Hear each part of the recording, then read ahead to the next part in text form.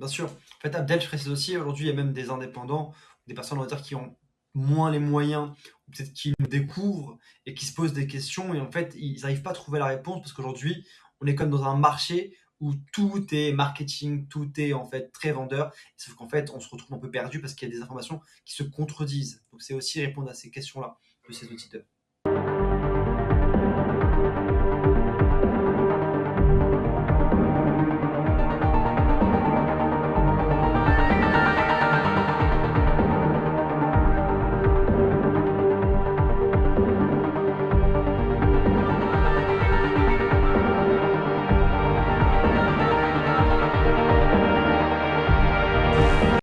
Bonjour à toutes et à tous. Aujourd'hui, on se retrouve pour un nouveau type de contenu avec Brahim Rezali, le Business Show. Avant toute chose, Brahim, comment vas-tu? Ça va très très bien, Abdel. Et toi? Bah, ça va super, super. Toujours un plaisir de te revoir et de te rencontrer. Euh, Directement, on va rentrer dans le vif du sujet.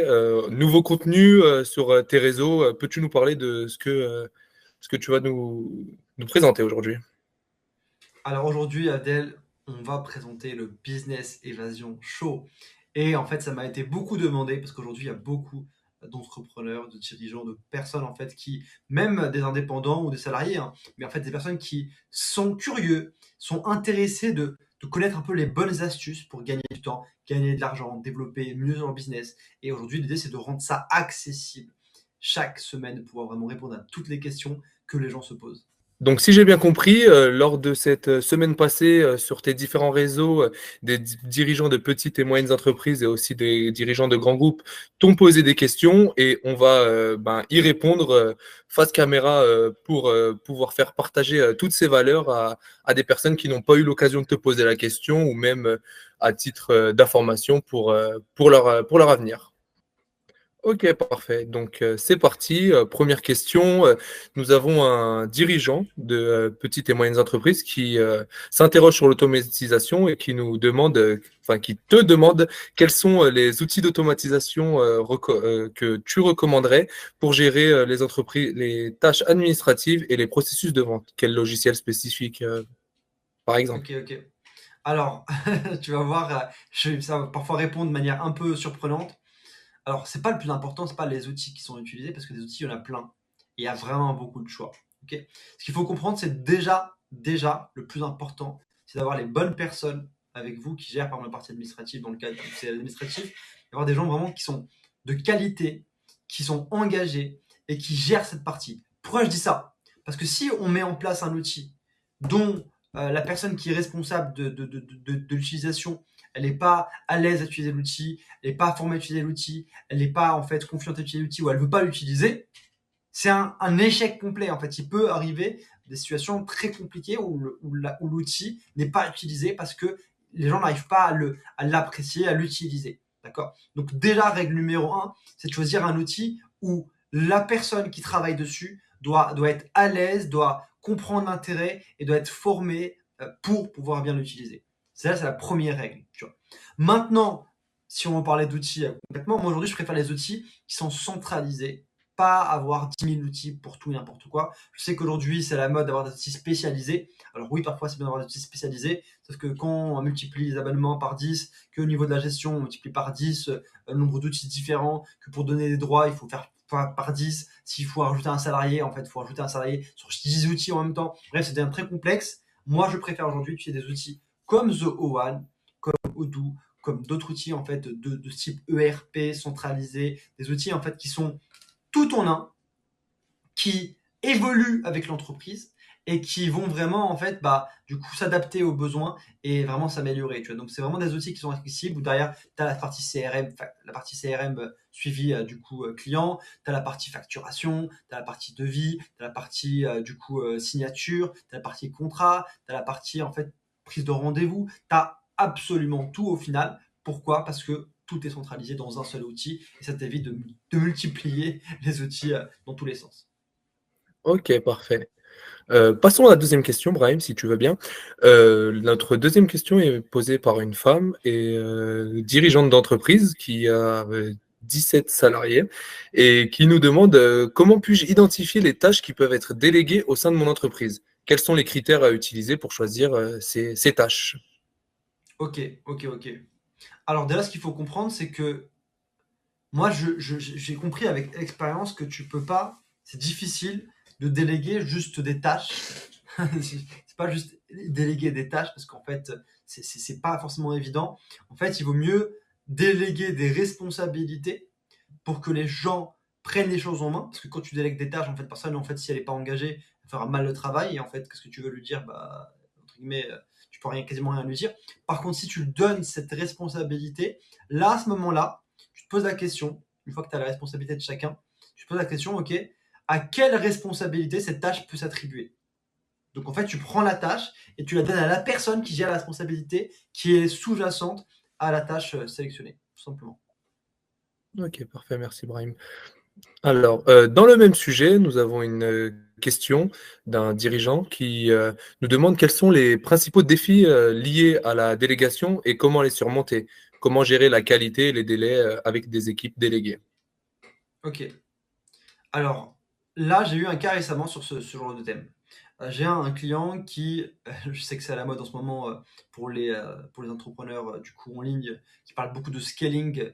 Aujourd'hui, Oui. c'est un truc quand même enfin, qui existe depuis longtemps en fait. C'est juste le mot qui est utilisé qui est un peu à la mode. Le point aujourd'hui, c'est que si vous voulez arriver à un bon système de livraison où les clients sont satisfaits, la première chose à faire déjà, c'est d'avoir un superviseur de qualité qui puisse manager les équipes en termes de livraison et s'assurer que ça tourne bien. Première chose. Première chose. La deuxième chose, il faut en fait définir un système et des process pour que on puisse automatiser un maximum le travail pour se libérer du temps et aussi déléguer une partie du travail qui est énergivore à des sous-traitants qui sont peut-être à l'étranger, qui coûtent moins cher ou autre, en tout cas, pour vraiment optimiser. Donc déjà, si je dis déjà juste ça, je m'arrête ici. Littéralement, ce qui se passe, c'est que du coup, tu as une performance qui augmente parce que tu as un superviseur qui suit et qui s'assure de la qualité du travail qui est fait.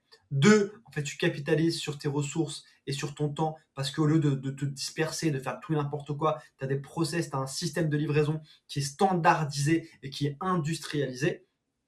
Et à ce moment-là, tu as déjà un énorme gain. Et la troisième étape, à ce moment-là, c'est vraiment d'optimiser et de recruter et de former ces équipes pour qu'ils puissent être plus performants, d'accord? Et se concentrer sur la valeur ajoutée qui aujourd'hui, souvent, c'est vraiment le côté relationnel, c'est la créativité, c'est les idées. C'est ça aujourd'hui qui fait beaucoup plus la différence. Donc, en gros, l'idée, c'est de mettre les personnes pour qu'ils puissent se concentrer sur cette partie-là qu'on ne peut pas compresser et qui finalement est la clé. Ok, parfait, merci Ibrahim. Pour notre troisième question, on a une question qu'on a recensée sur LinkedIn.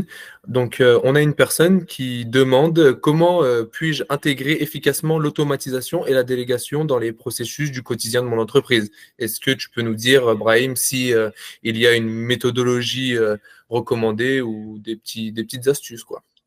Ok. Comment intégrer l'automatisation et la délégation dans son entreprise? Ok. C'est surprenant, mais déjà, je dirais, il faut essayer de se débrouiller, entre guillemets, au début, mais il faut surtout pas rester trop longtemps seul, première chose. De deux, en fait, c'est bizarre ce que je vais dire aussi, mais en fait, ne pas forcément se débarrasser de la délégation d'automatisation à n'importe qui. Ça veut dire qu'il faut vraiment engager les gens. Si tu n'engages pas les gens, l'automatisation ou la délégation ne marchera pas correctement. Vraiment les engager, les motiver, les responsabiliser pour qu'ils aient vraiment envie de t'apporter un travail de qualité. Maintenant, la question vraiment gagnerait à être précisée, mais du coup, on n'a pas le détail par rapport à cette personne, par rapport à son contexte, parce que ça dépend aussi de chaque contexte. Aujourd'hui, je ne donnerai pas les mêmes conseils à une entreprise, tu vois, qui est dans une phase de stagnation, qu'une entreprise qui est en pleine croissance. Je ne vous donnerai pas les mêmes conseils si c'est une entreprise plutôt dans le bâtiment, ou bien une entreprise dans l'événementiel, ou une entreprise, du coup, une agence, tu vois. C'est pas les mêmes spécificités. Donc là, je pense pas qu'elle ait indiqué directement dessus son profil. Mais aujourd'hui, en fait, il faut savoir que la délégation et l'automatisation s'adaptent à tout contexte et à toute entreprise.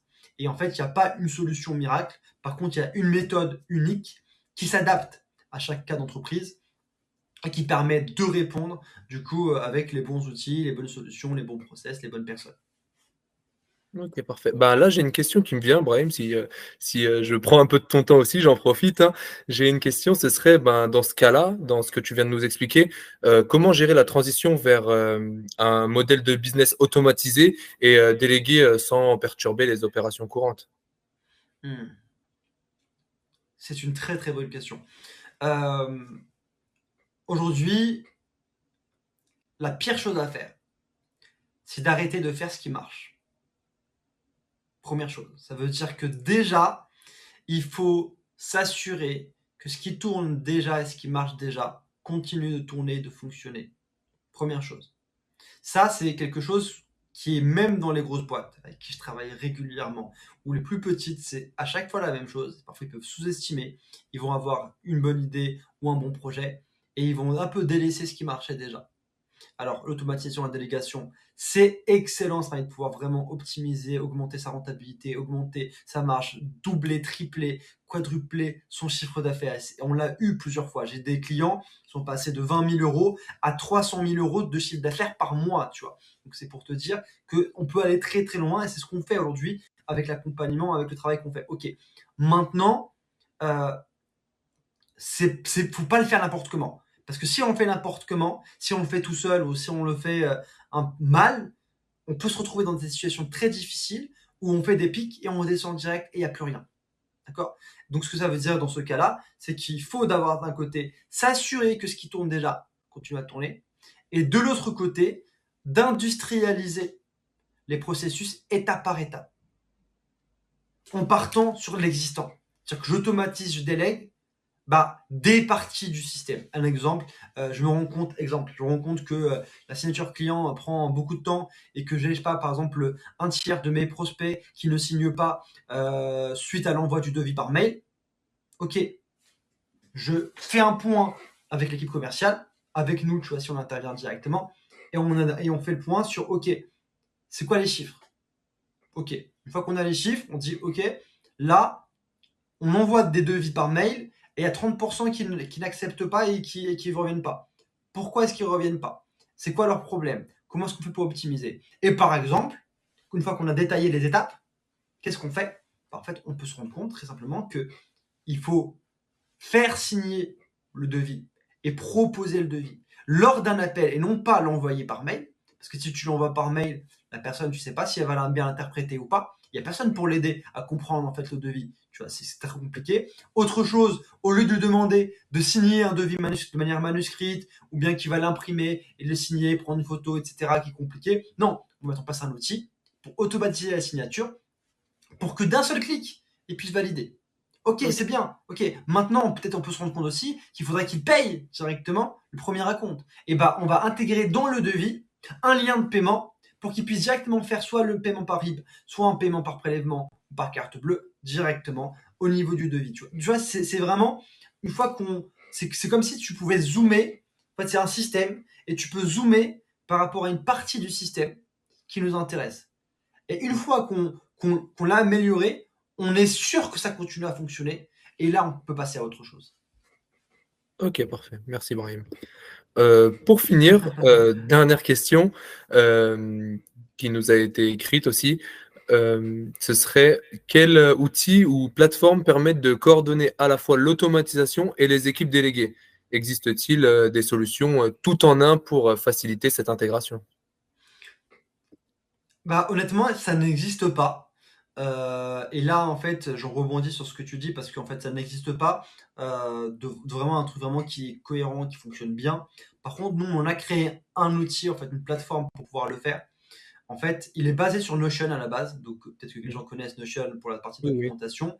En fait, on a créé un modèle qui est utilisable pour tous les membres de l'équipe en fonction de leur habilitation.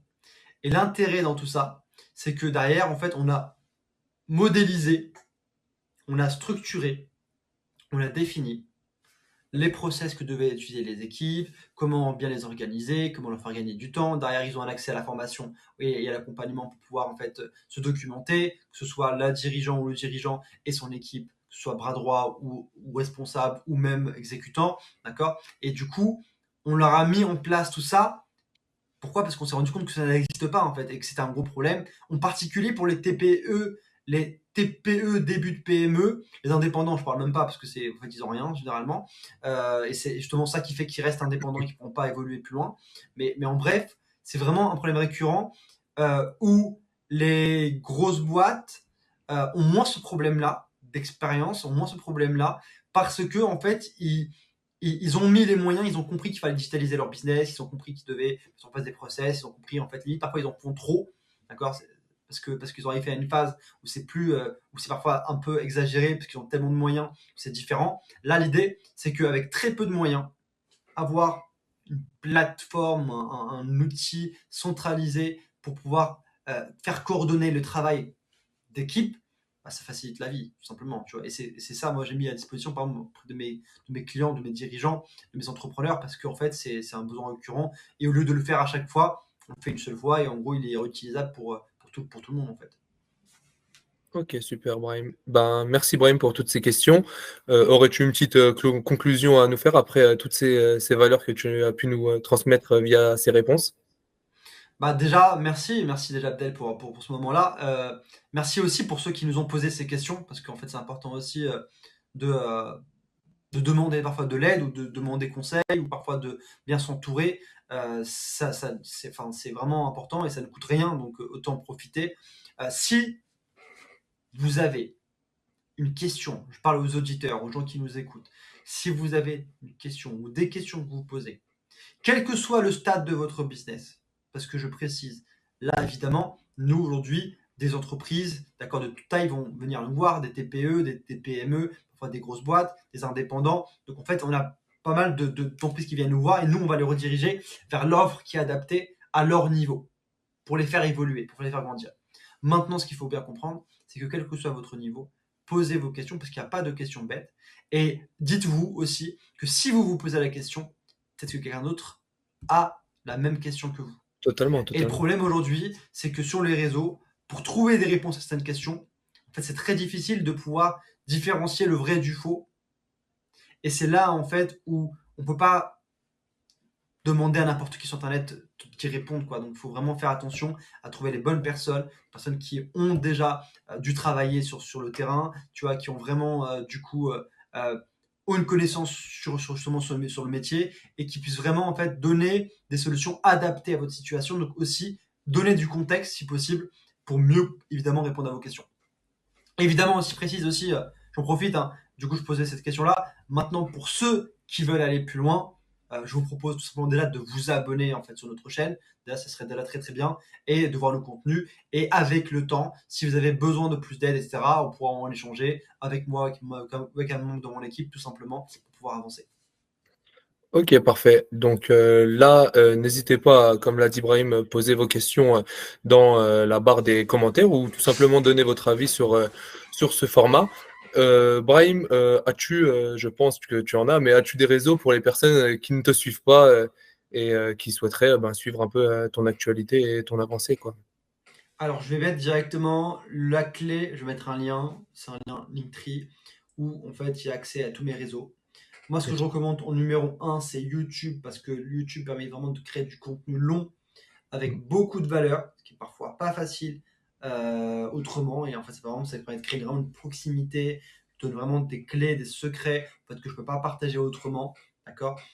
Ensuite, j'ai LinkedIn et Instagram où je suis assez présent.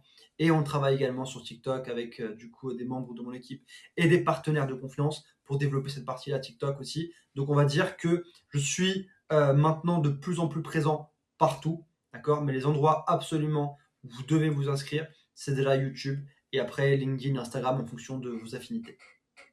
Ok, parfait. Merci Brahim, merci à tous. Je vous dis à bientôt et Ciao. Merci beaucoup Abdel. À bientôt. Ciao, ciao.